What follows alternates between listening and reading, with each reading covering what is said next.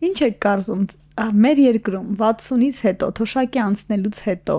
մարդը, ընտանիքը, տարիքով մարդիկ ինչի կարիքն ունեն ամենաշատը, ինչի պակասն ունեն, ինչ է նրանց ավելի երջանիկ լինելու համար պակասում։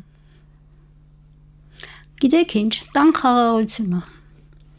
որ տանը ուրիշ վեճեր երեխաների մեջ կամ վեճեր չլինեն, ամեն ինչ հաշտ ու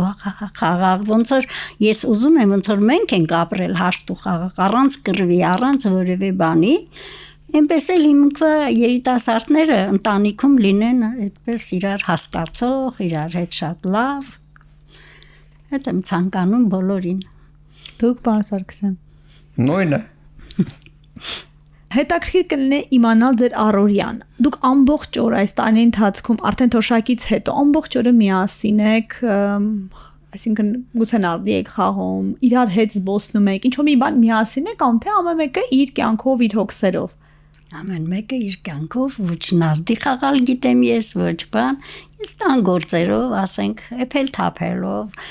աշնանբաները պատրաստելով, в общем, տենց զբաղվում եմ, դե ինքն էլ քանի որ հողամասը ունենք, այնտեղ շատ գործ ա լինում, էլի, ինքը գնում ա այնտեղ, ես էլ մեծ մասամբ իր մոտ եմ լինում, տենց սովորական կյանք։ Գյուղատնտեսությունով ենք զբաղվում։ Իսկ տարվա ընթացքում միասին հանգիստ, ընդհանուր հոբիներ, ասենք նույն ֆիլմը սիրել, միասին զբոսնել, այդպիսի բաներ ունեցել եք կամ թեկուզ երիտասարդ ժամանակ, թեկուզ հիմա։ Երիտասարդ ժամանակ մենք միասին արձակուրդները վերցրել ենք ու երեխաներ էլ որ եղել են, մենք միասին գնացել ենք в общем ման գալու, ուրիշ քաղաք հանգստանալու, օրինակ Ուկրաինա ենք գնացել, Պրիբալտիկա ենք գնացել, в общем, տենց մանգալու մենք շատ ենք գնացել։ Ասում եմ մեր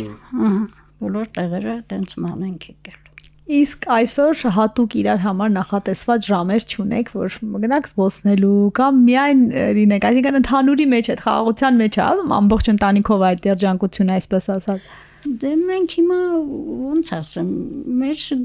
հոգսերով ենք ոնց որ ասма զբաղված, այդ հողամասը շատ հոգսեր է, հիմա էլ այնտեղ շինա բան են անում, վերանորոգում են կրեշը բանը, ինքը համարյա այնտեղ է մնում,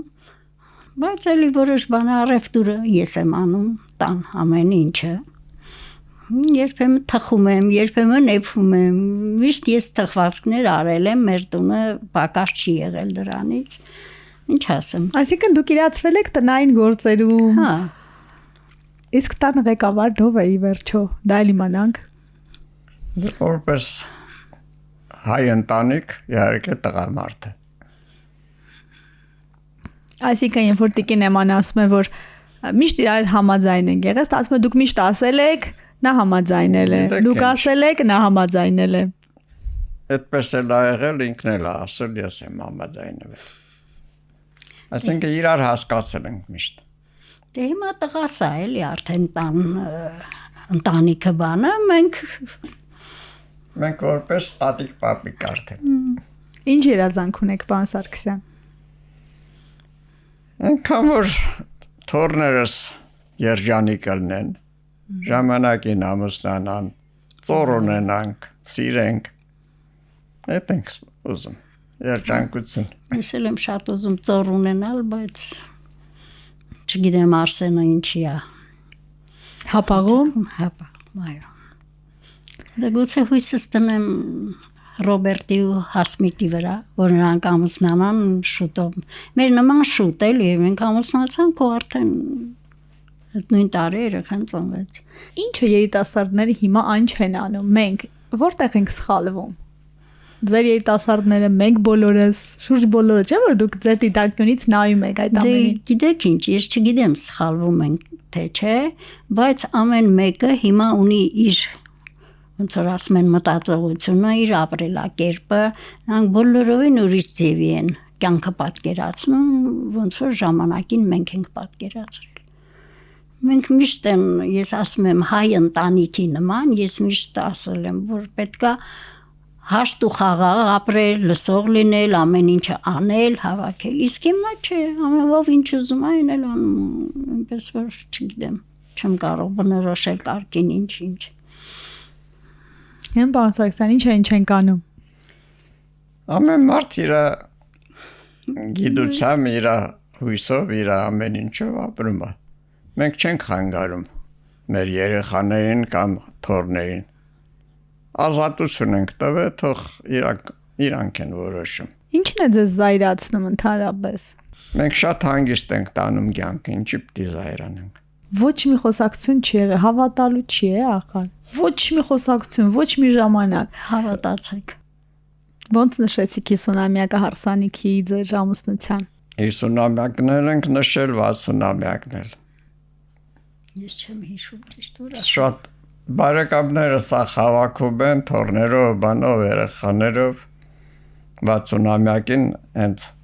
այդպես էր էլի որ նկարեցին, Արսենը գցեց համացանց եւ այլը։ Տիկին Էմա, մասնագետները եւ հոգեբանները ասում են, որ